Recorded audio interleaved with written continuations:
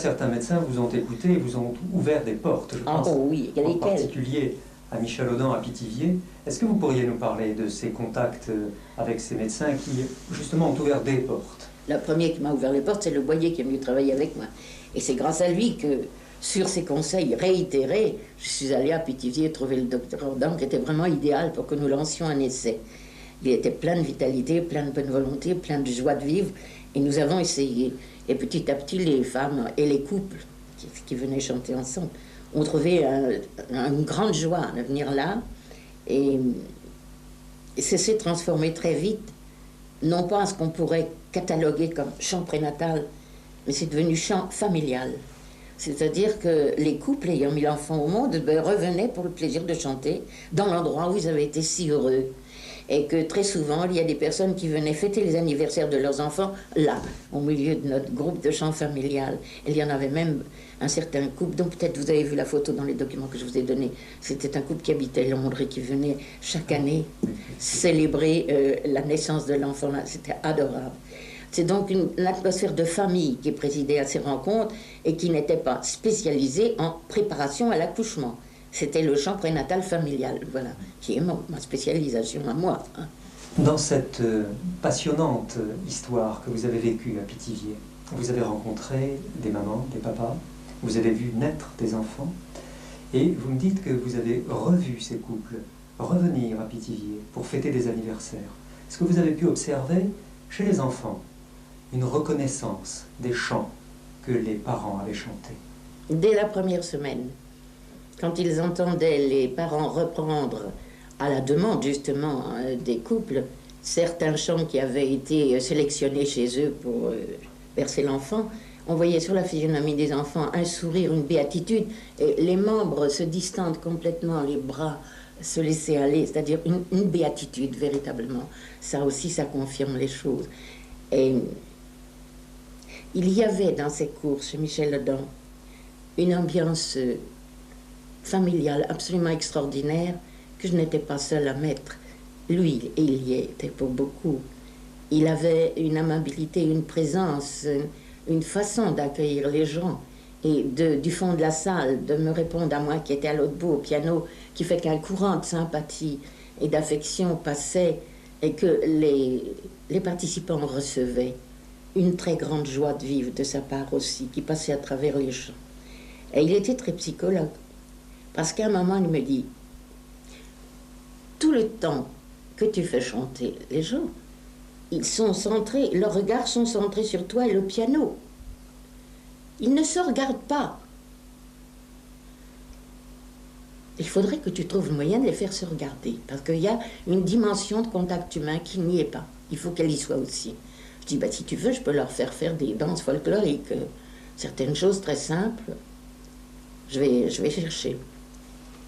Alors j'ai retrouvé la contredanse, qui se danse les hommes d'un côté et les femmes de l'autre, sur un très bel air d'ailleurs. Et les couples avancent et font toutes sortes d'évolutions en se regardant, c'est absolument obligatoire. D'ailleurs, je leur disais, je vous déguise, messieurs, vous êtes habillés comme ça, les femmes, vous avez des robes comme ci. Et l'atmosphère y était, et les gens se regardaient. Et il y avait un tel échange, une telle communication. C'était à la fin des cours, après la joie que nous avions eue de chanter ensemble, qu'il y avait vraiment une atmosphère telle que personne ne voulait plus s'en aller. Nous étions obligés de les mettre à la porte. Et ça durait parfois une partie avancée de la nuit. Et moi, je rentrais toute seule à travers la Sologne avec ma voiture. C'était pas toujours très raisonnable, mais c'était tellement beau. Et ça, on le devait à l'atmosphère que mettait Michel Audin. Petit à petit, j'ai cessé le travail dans les hôpitaux et j'estimais que j'en avais assez appris pour pouvoir travailler bien seule. Mais c'est à ce moment-là qu'une de mes élèves s'étant arrivée à chanter d'une façon ravissante. Je pensais que l'enfant qu'elle attendait allait être particulièrement beau. Parce que quand une femme chantait comme ça ne pouvait avoir qu'un bel enfant. C'était une idée que je m'étais faite. Et lorsque j'arrivais pendant la première semaine, je trouvais un enfant qui était comme les autres, mais qui avait, et ça c'était parce que j'avais travaillé en hôpital, une caractéristique tout à fait spéciale, c'est qu'il avait la pince, c'est-à-dire la possibilité de rejoindre le pouce et tous les doigts indépendants. Ce qui n'arrive jamais la première semaine, d'après le code de la neurologie. Je me suis dit, mais c'est la seule chose que je remarque, ça doit être extrêmement important. Est-ce que ça serait la voix de sa mère qui a provoqué ce phénomène? En plus, sa main, la main de cet enfant, se portait toujours vers l'endroit d'où venaient les bruits, avec la tête et le cou assez solides pour pouvoir se tourner et avoir l'air de quêter avec le regard le complément d'information que les sons avaient déjà donné. À ce moment-là, je travaillais dans un arrondissement de Paris, le 13e arrondissement, où des assistantes sociales me dirent « Écoutez, il faudrait, c'est très intéressant, on va vous envoyer des femmes enceintes et vous allez essayer de les faire chanter pour voir si le phénomène se renouvelle. Et nous viendrons aussitôt au cours. » Et c'est comme ça que nous avons pu constater que chaque fois que nous avions les mamans qui chantaient pour préparer les enfants donnaient comme caractéristique la pince, le regard extrêmement développé, une joie extraordinaire en réentendant les chants qu'ils avaient entendus pendant la grossesse, et aussi un sens affectif et psychologique vis-à-vis de la mère qui était remarquable. Est-ce que vous avez fait chanter les pères dans cette affaire? Bien, c'est venu par la suite parce que j'ai eu l'expérience tout à fait concluante, qui m'a d'abord désolée, celle de la pose de la voix de prêtres orthodoxes qui sont mariés, vous le savez. Et on attendait des enfants dans leur ménage, mais eux surtout chantaient parce qu'ils avaient des voix, genre des voix russes, vous connaissez bien. Et alors je me disais, avec des voix pareilles, les enfants vont avoir la pince, ça va être splendide. Rien. Je me suis dit, mais en fait, c'était effarant. Seulement, ces enfants avaient la voix, n'avaient pas les mains développées, mais avaient les jambes développées d'une façon extraordinaire. On était obligé de leur mettre un filet sur le berceau parce que les genoux s'agrippaient au bord du berceau et ils se mettaient par terre. C'était terriblement éprouvant pour la famille. Et je me suis dit, les voix graves, puisque les sons graves touchent le bas du corps, ont été donnés par la voix des pères. Les sons aigus sont donnés par la voix de la mère. Alors maintenant, il faut faire chanter le couple. Et ça m'a été très facile, grâce à ces merveilleuses assistantes sociales.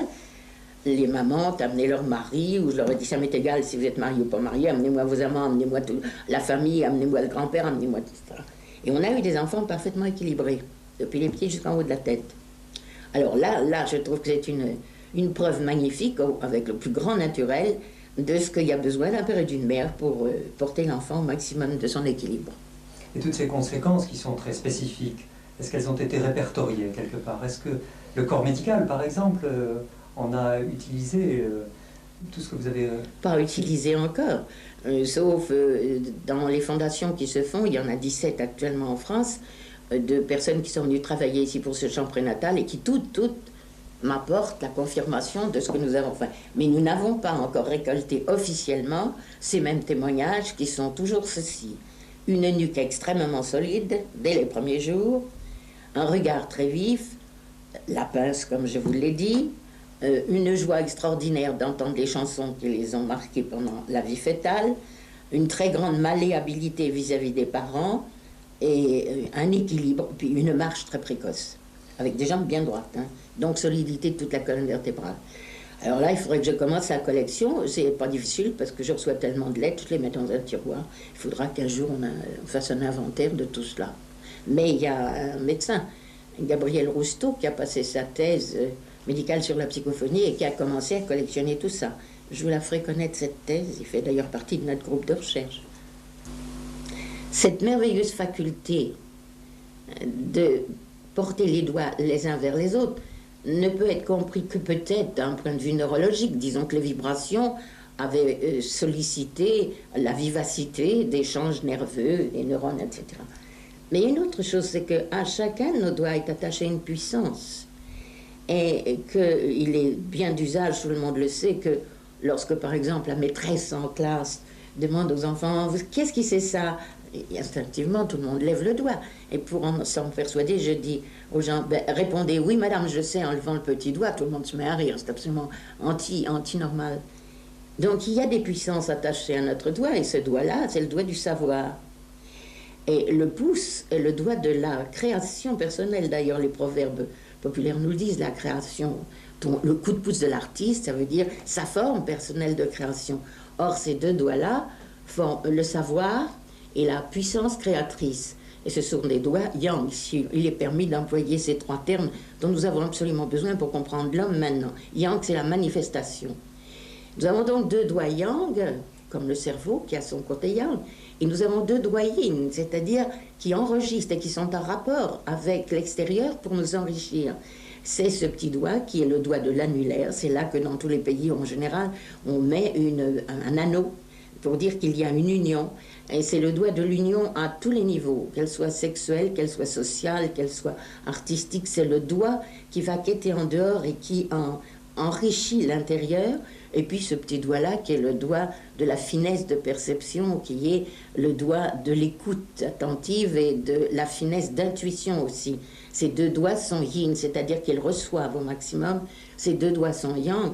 Entre les deux, vous avez l'équilibre de doigt du milieu qui est le doigt de l'équilibre affectif que nous pourrions reconsidérer comme étant le Tao de notre main, c'est-à-dire l'endroit de la personnalité affective qui se décide suivant sa propre forme personnelle. Nous avons donc une main construite comme le cerveau. Et lorsque les enfants ont cette accélération nerveuse, pense-t-on, on ne pense pas qu'elle est aussi un bienfait pour les puissances attachées psychologiquement à chacun de nos doigts. Vous voyez que ça ne vibre pas simplement l'être qu'au point de vue nerveux. Ça va toucher très loin la psychologie et l'affectivité. Dans toutes les traditions, on a chanté.